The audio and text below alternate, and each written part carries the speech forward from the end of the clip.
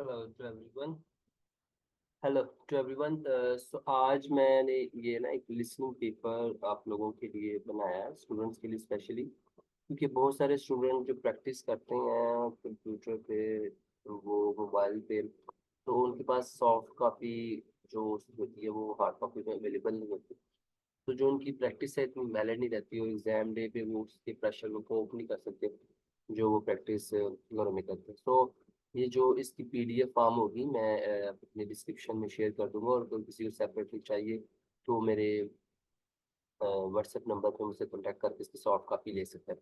तो आप लोग जब प्रैक्टिस करें लिसनिंग के लिए स्पेशली, हर रोज़ अब मैं कोशिश करूंगा हर एक दो दिन बाद आपके लिए एक नई वीडियो अपलोड कर दिया करूँ। और इसके अंदर होगा ये कि जो ओईटी स्टैंडर्ड की फॉर्मेट है ना, उसके अंदर आपका पेपर बना होगा, ताकि जो आपको ओईटी के अंदर अब पेपर वाले दिन आपको जैसा फॉर्मूला मिलना है वैसे ही मैंने इसको ना डिज़ाइन किया है, इसको लिखा है ऐसे है इस पेपर को, ठीक है। तो ओईटी स्टैंडर्ड का तो नहीं है जो लैंग्वेज इसके अंदर यूज हो गई है, लेकिन जो फॉर्मेट है इसका दूसरा सारी आप ये देख सकते हैं, ये चीज़ें, ठीक है। तो इसमें जो काफ़ी जो वर्ड्स हैं वो डिफरेंट है, वो ओईटी स्टैंडर्ड के तो नहीं होंगे, लेकिन ये प्रैक्टिस के लिए बेस्ट है। बहुत सारे जो ओईटी के लिसनिंग के मटेरियल पड़े हुए हैं यूट्यूब पे, उन्हीं में से कुछ मिलता जुलता ये है। लेकिन इसमें फ़र्क ये है कि ये pattern same to same OET standard का है, वो जो पैटर्न उन्होंने यूट्यूब पे दिए हुए हैं वो ओईटी स्टैंडर्ड के नहीं है, ठीक है। तो इसलिए मैंने ये आप लोगों के लिए डिज़ाइन किया। होपफुली ये आपके लिए हेल्पफुल होगा। जिनको ये सॉफ्ट कॉपी चाहिए हो वो मुझसे कॉन्टैक्ट करके सॉफ्ट कॉपी ले सकते हैं, ठीक है।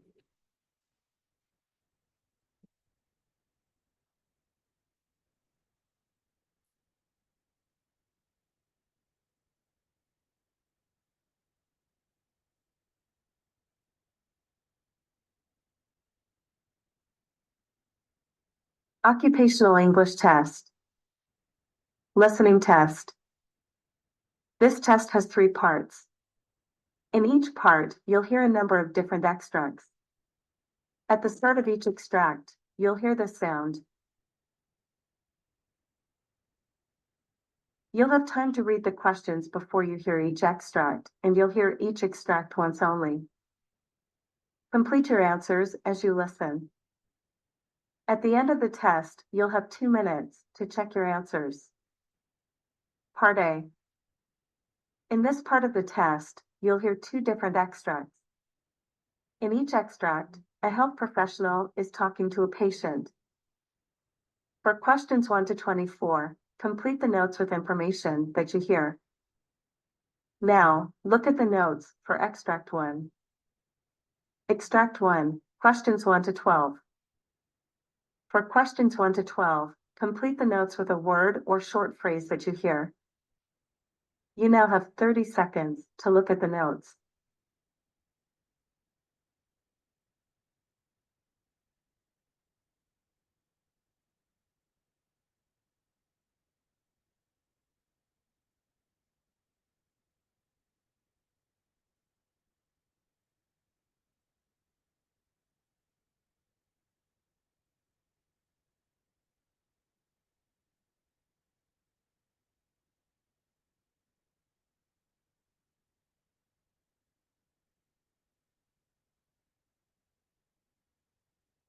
So, I've reviewed your medical history, and it seems you've recently been experiencing some discomfort in your breast area.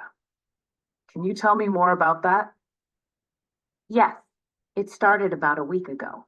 I noticed that my left breast was quite swollen and it felt tender to the touch. Initially, I thought it might be related to my menstrual cycle, but the pain intensified over the days, and now it feels like a burning sensation, especially when I breastfeed my 2-month-old son. That sounds concerning. Have you noticed any redness or warmth in the affected area?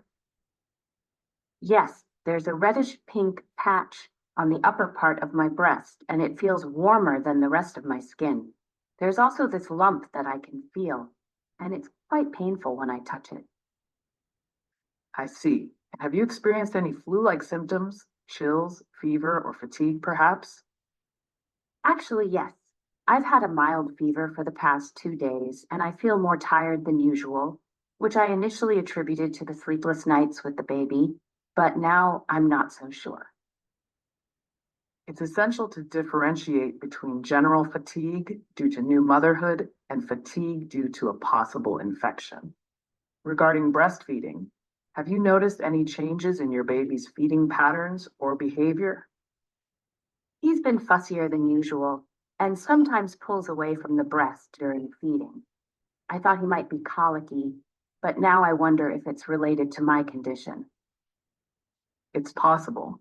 Babies can sometimes sense when something's not right. Are you experiencing any nipple discharge, especially any that appears unusual?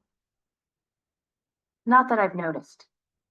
The milk seems to flow just fine, but the pain makes it difficult to continue feeding for long. Understood.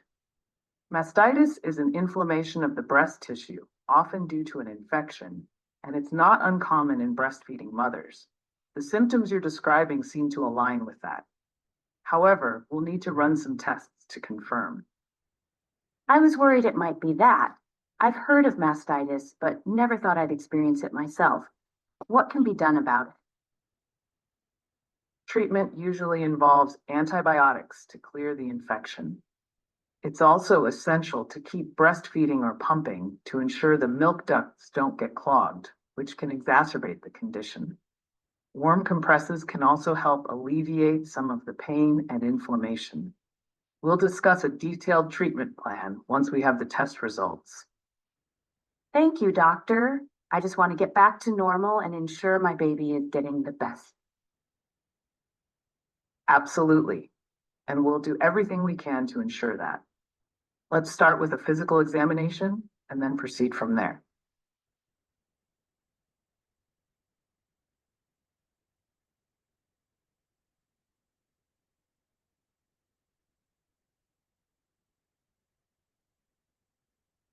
Extract 2, questions 13 to 24. For questions 13 to 24, complete the notes with a word or short phrase that you hear. You now have 30 seconds to look at the notes.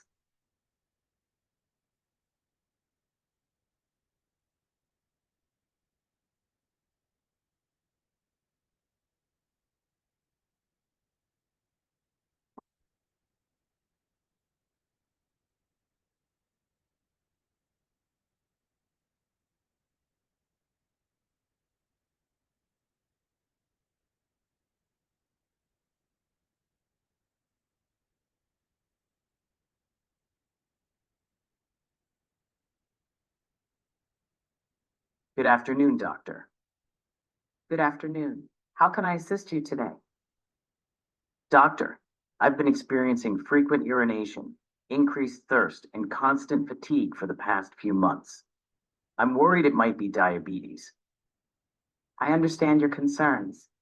Have you noticed any unexplained weight loss or increased hunger? Yes, doctor. I've lost about 10 pounds in the last 2 months without trying, and I'm always hungry. All right. Do you have a family history of diabetes? Yes, my father has type 2 diabetes. Noted. Are you currently on any medications or have you been diagnosed with any other condition? No, doctor, I'm not on any medications, and I haven't been diagnosed with any other conditions. Do you engage in regular exercise or have any specific dietary habits? I walk occasionally, but not regularly. My diet is a mix of everything, but I do have a sweet tooth. How about alcohol or smoking? Do you consume any? I drink occasionally, but I don't smoke. Thank you for the information.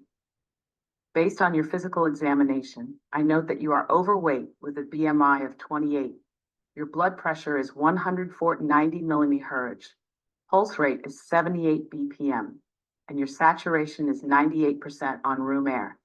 Upon inspection, I see no signs of skin infections, but there is some darkening around your neck and armpits, which can be a sign of insulin resistance.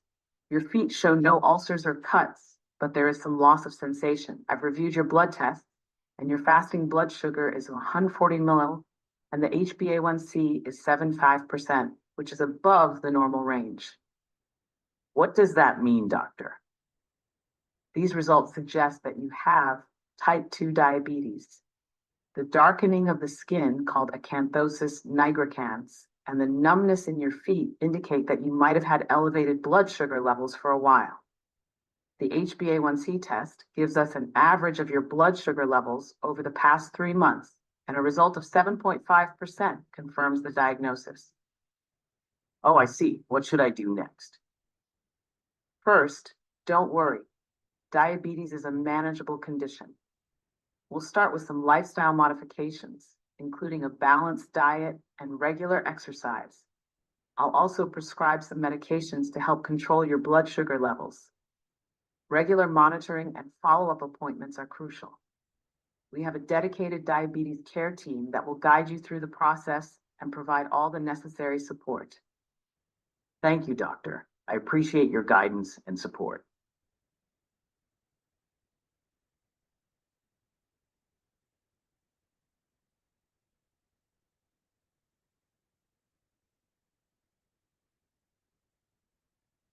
That is the end of Part A. Now look at Part B. Part B. In this part of the test, you'll hear 6 different extracts. In each extract, you'll hear people talking in a different healthcare setting. For questions 25 to 30, choose the answer A, B, or C, which fits best according to what you hear. You'll have time to read each question before you listen. Complete your answers as you listen. Now look at question 25.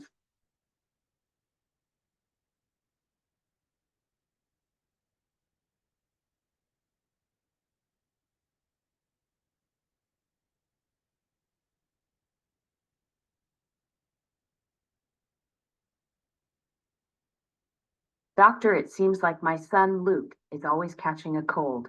It's been 4 times in the last 3 months. I'm very concerned about his immunity. I understand your concerns, Mrs. Johnson. Children, especially those in daycare or school, can catch colds frequently due to exposure to various viruses. However, let's review his medical history. Besides the colds, is he on any medication currently? No, just the multivitamins I give him, and occasionally some over-the-counter cough syrup when he has a bad cough. All right.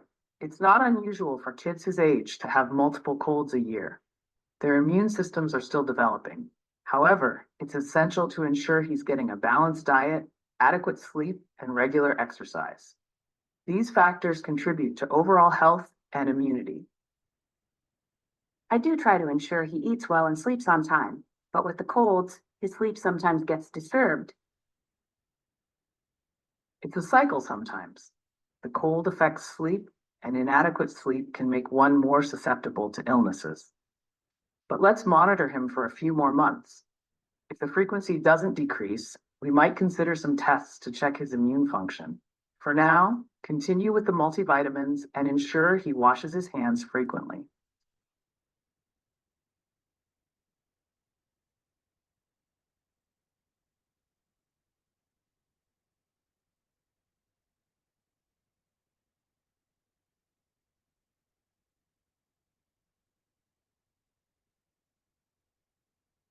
Now look at question 26.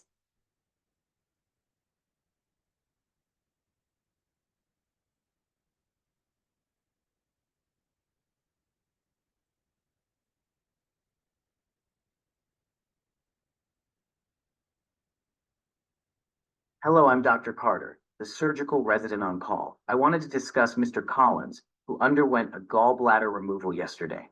He's complaining of severe abdominal pain and has a fever. Thank you for bringing this to my attention, Dr. Carter. Post-operative infections are rare but can happen. Have you ordered any imaging or blood tests? Yes, I've requested an abdominal ultrasound to check for any fluid collection or abscess. His white blood cell count is elevated, indicating a possible infection. Good call. We should also start him on broad-spectrum antibiotics while we await the results. It's crucial to address any complications promptly to ensure the best outcomes for our patients. Absolutely. I'll ensure he's started on the antibiotics immediately and will monitor his vitals closely. Would you like to review him with me once the ultrasound results are in? Yes, please keep me updated. Early intervention is key, and it's a learning opportunity for both of us. Thank you for being vigilant.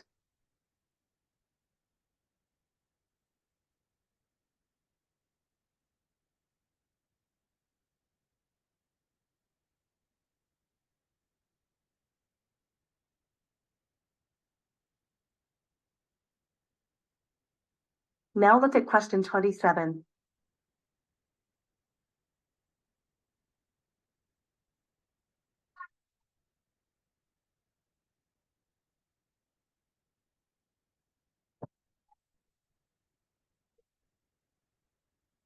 So Jenna, can you walk me through where you'd store the new shipment of antibiotics? Certainly. I would first check the recommended storage temperature on the label. Most antibiotics should be stored at room temperature, away from direct sunlight and moisture, but some might require refrigeration. Exactly. And why is it so vital to store them at the right temperature? Improper storage can reduce the efficacy of the medication. For instance, if exposed to heat, some drugs might degrade and become less potent. Right. And in worst cases, they might even become toxic. And what about vaccines? Vaccines are very sensitive. They should be stored in a refrigerator, usually between 2 degrees to 8 degrees Celsius, to maintain their efficacy. And it's crucial to avoid freezing them, as it can damage the vaccine. Good job. Always remember, patient safety is our top priority, and proper storage plays a crucial role in that.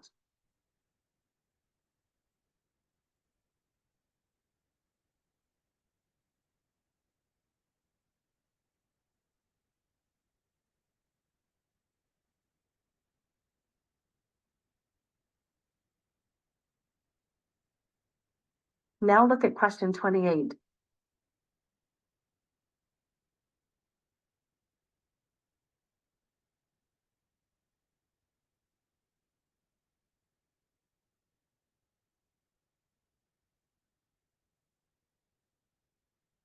Emma, I noticed you recommended a high fiber diet for Mr. Martinez. Can you explain your reasoning?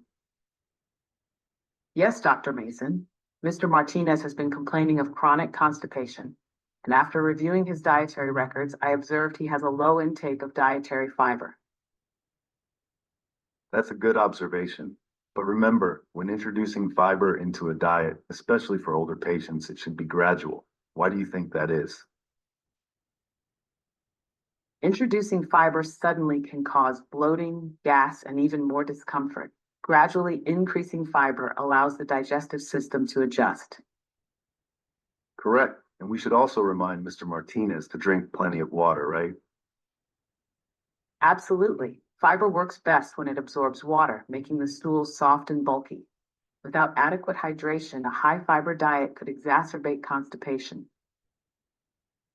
Well done, Emma. Proper guidance and gradual changes can make all the difference in patient comfort and health.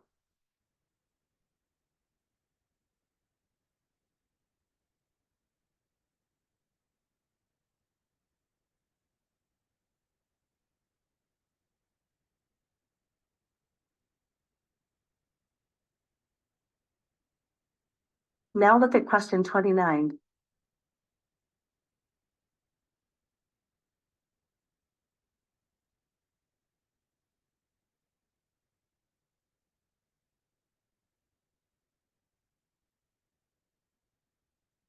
I've been seeing Mr. Thompson for a few sessions now, and he seems to be struggling with severe anxiety, especially in social situations.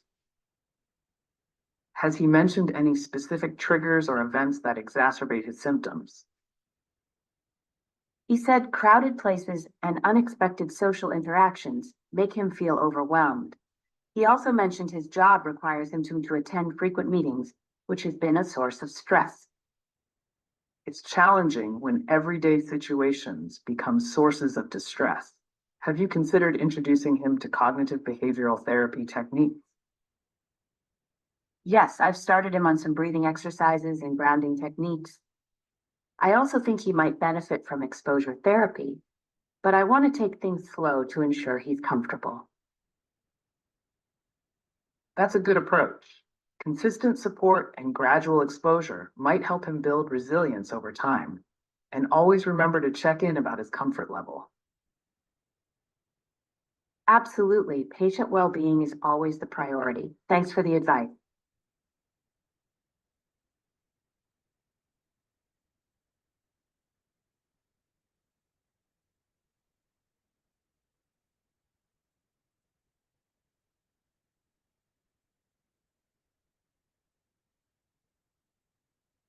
Now look at question 30.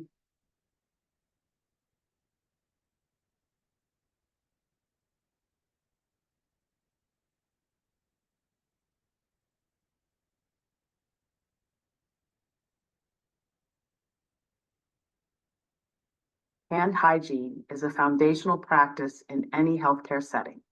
It's not just about keeping our hands clean, but also about preventing the spread of infection. In a hospital where patients are already vulnerable, this is paramount. Absolutely. And it's surprising how many healthcare professionals sometimes overlook this basic step, especially when they're rushing between patients. That's why it's crucial to instill the habit early on in training. Hand hygiene isn't just about using soap and water. The technique matters. It's about covering all areas of the hands and wrists and ensuring they're dried properly. And when soap and water aren't available, using an alcohol-based hand sanitizer is equally effective. And it's not just after patient contact. It's before and after any procedure, after touching any potentially contaminated surface, and even after removing gloves. Exactly. The World Health Organization has a 5 moments for hand hygiene, which is a great guide to when and why hand hygiene should be practiced. Educating both staff and patients about its importance can make a significant difference in patient outcomes. Couldn't agree more. Prevention is always better than cure, and this is one of the simplest ways to prevent a host of complications.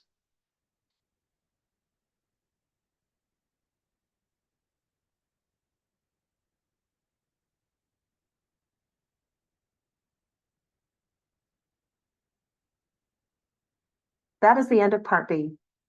Now look at part C. Part C. In this part of the test, you'll hear 2 different extracts. In each extract, you'll hear health professionals talking about aspects of their work. For questions 31 to 42, choose the answer A, B, or C, which fits best according to what you hear. Complete your answers as you listen. Now look at extract 1.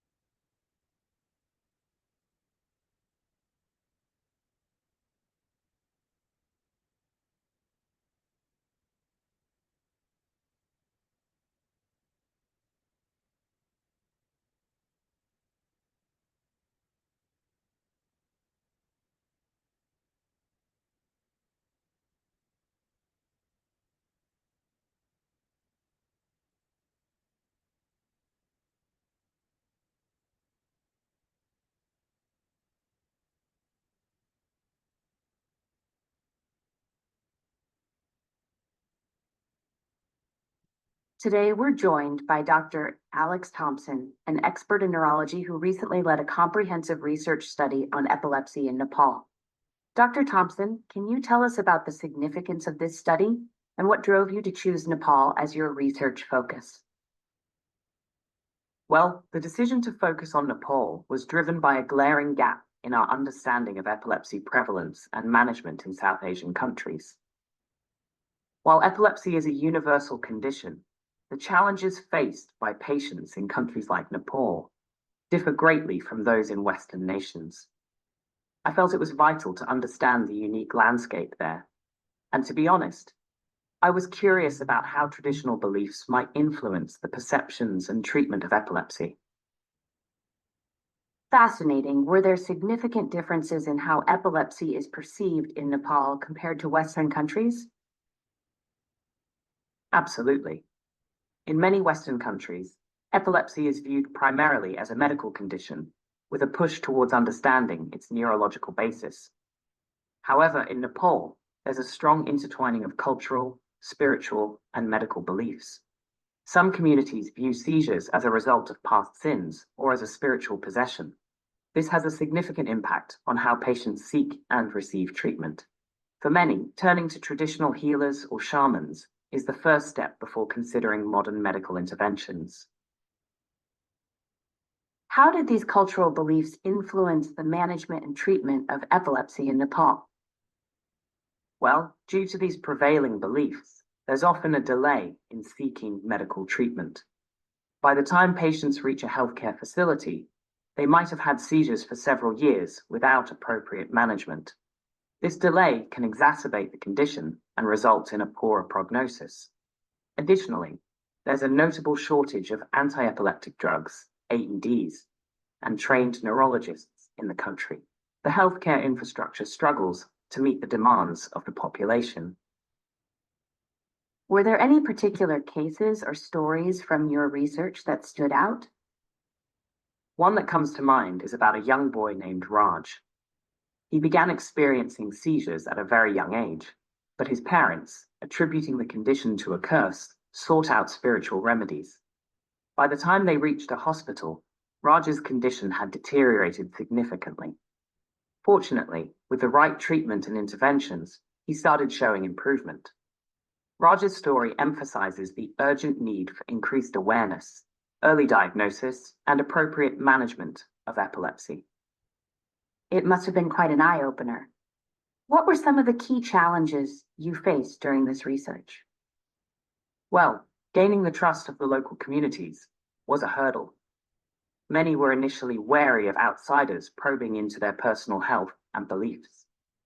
Additionally, the rugged terrains and remote locations made data collection challenging. But the dedication of our local liaisons and the warmth of the Nepalese people made our task achievable. For anyone looking to further research or work in the field of epilepsy in such unique settings, what advice would you offer? First, it's imperative to approach the topic with cultural sensitivity.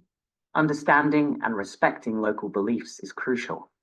While medical expertise is essential, one must also possess excellent interpersonal skills and be adaptable. Each region, each community has its own set of challenges, and being flexible and open-minded can make a world of difference in effective research and treatment.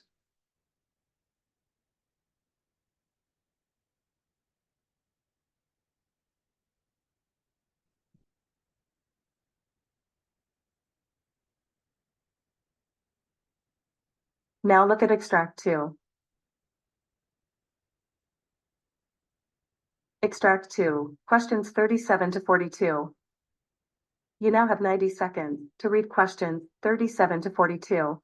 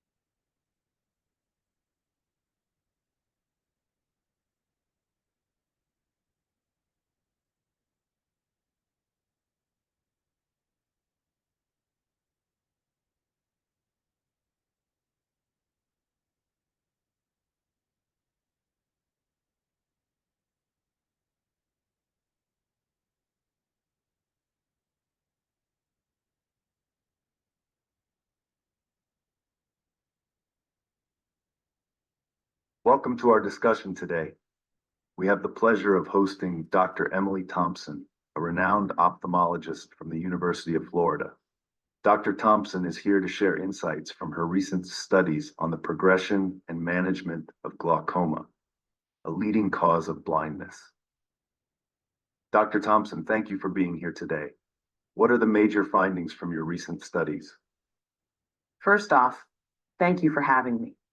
Glaucoma is often called the silent thief of sight because of its subtle progression. From our studies, we've ascertained that early detection remains the cornerstone in preventing vision loss. What's alarming is that a significant portion of the population remains undiagnosed until the disease has significantly advanced. Modern imaging techniques have made it easier for us to identify and monitor glaucomatous changes, but we still face challenges in increasing public awareness. Can you elaborate on these imaging techniques and how they've changed the diagnosis process? Certainly, traditionally, glaucoma diagnosis relied on intraocular pressure measurements, visual field tests, and optic disc assessment. Now, we have advanced tools like optical coherence tomography, OCT, that give a detailed cross-sectional image of the retina. This helps in detecting subtle nerve fiber layer changes, often before the patient notices any symptoms.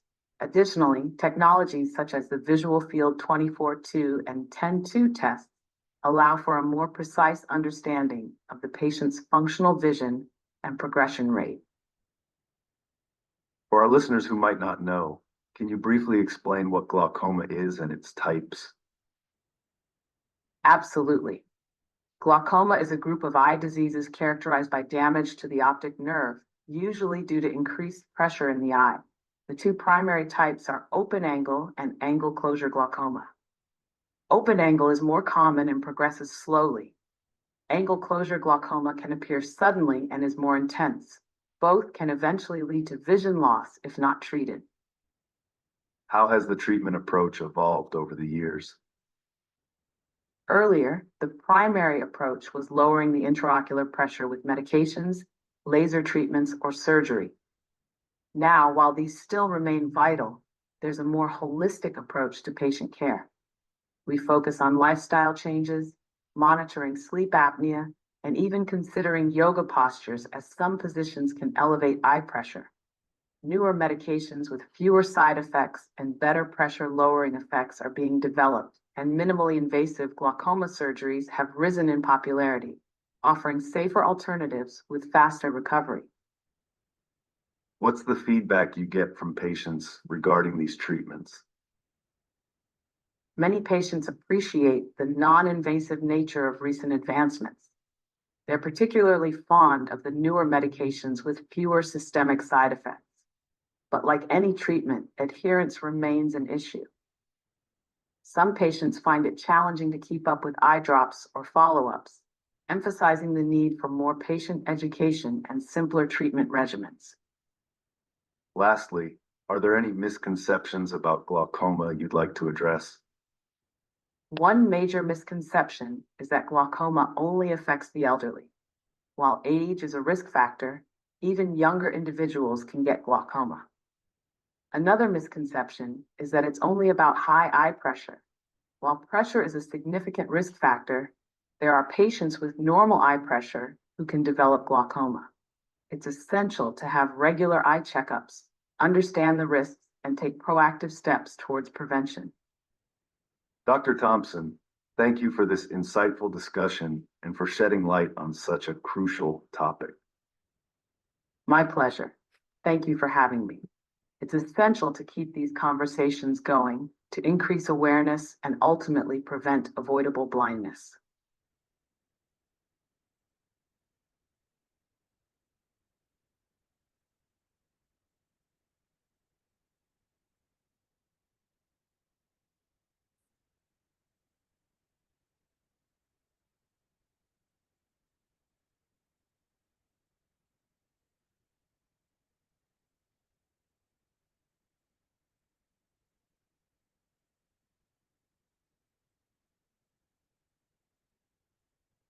Two minutes आपके complete हो गए, ठीक है। अब इसका जो result है, जो इसके आंसर्स हैं और ये जो इसकी सॉफ्ट कॉपी है, ये मैं डिस्क्रिप्शन में शेयर कर दूंगा। आप लोग अपने रिजल्ट भी उसे देख सकते हैं। और इसका प्रिंट आउट निकाल के अगर आप करेंगे तो वो ज़्यादा अच्छा होगा आप लोगों के लिए, क्योंकि आप फिर प्रॉपर कीवर्ड्स को हाईलाइट कर सकते हो, चीज़ों को देख सकते हो। ठीक है, और शेयर कीजिएगा। ठीक है, आपका कैसा एक्सपीरियंस रहा। Thank you.